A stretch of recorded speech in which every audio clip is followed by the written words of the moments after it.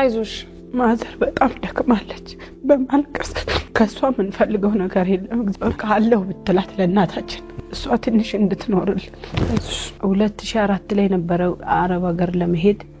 ወደ አዲስ አበባ መጣ ያው ወዲያው ተሳካላት ፈደላ ነበር ሄደችው እና ከ5 አመት በኋላ ደወለችልን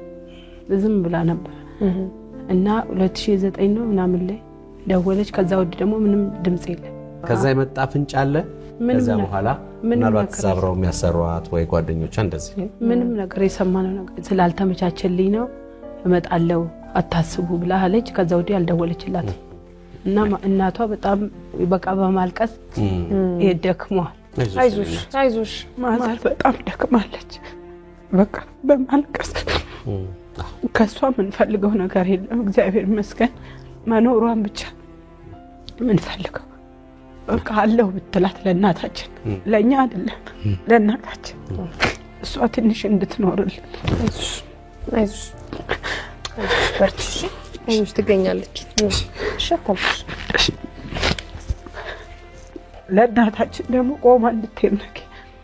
እሷ እንድትኖርልን